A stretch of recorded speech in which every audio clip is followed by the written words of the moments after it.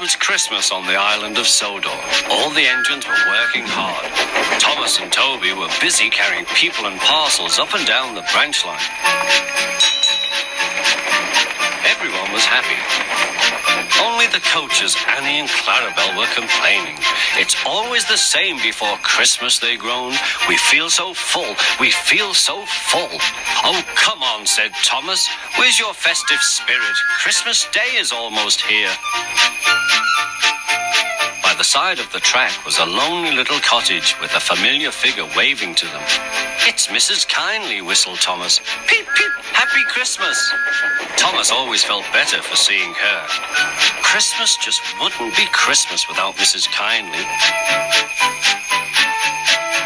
When work was over, Thomas went to see the other engines. All their coats had been polished. Ha, said Gordon, just look at us. Your driver will have to work fast to get you as smart as us. Never mind that, replied Thomas. I've something important to say. Do you realize it's a whole year since Mrs. Kindly saved us from a nasty accident? You remember when she was ill in bed and... Yes, of course, interrupted Edward. You told us how she waved her red dressing gown out of her window to warn you about a landslide ahead. And you and Toby gave her presents, Percy joined in. And the Fat Controller sent her to Bournemouth to get better. But, said James and Henry together, the rest of us have never thanked her properly. Exactly, said Thomas. So now I think we should all give her a special Christmas party. Everyone was getting very excited, and the drivers felt sure that the Fat Controller would agree, as indeed he did.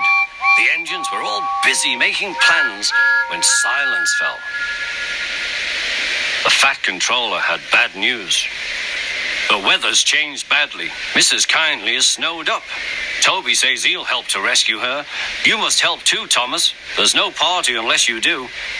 Thomas hated snow, but he said bravely, I'll try, sir. We must rescue her. We must.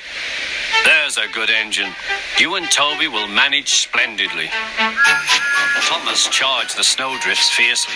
Sometimes he swept them aside. Sometimes they stuck fast, and the men had to loosen them.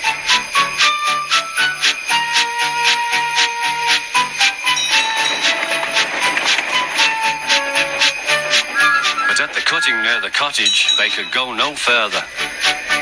Look at that, exclaimed Thomas's fireman. Peep, peep, peep, here we are, whistled Thomas. An answering wave came from an upstairs window. Then they heard a familiar sound. That's Terence, said Thomas. He's come to help too.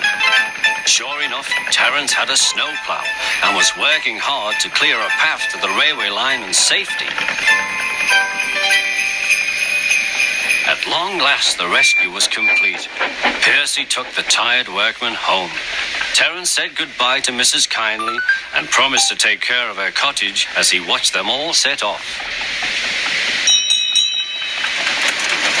The engines made good time.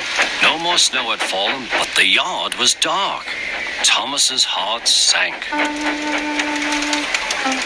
Suddenly, all the lights went on. What a marvelous sight awaited Mrs. Kindly. Well done, said the Fat Controller. I'm really proud of you all. Mrs. Kindly especially thanked the smaller engines. Thomas and Toby are all friends, she said. And now, Percy, you are my friend too. Percy was very pleased. 3 cheers for Mrs. Kindly, he called.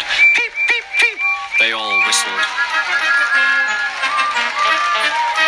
We wish you a Merry Christmas. We wish you a Merry Christmas. We wish you a Merry Christmas and a Happy New Year.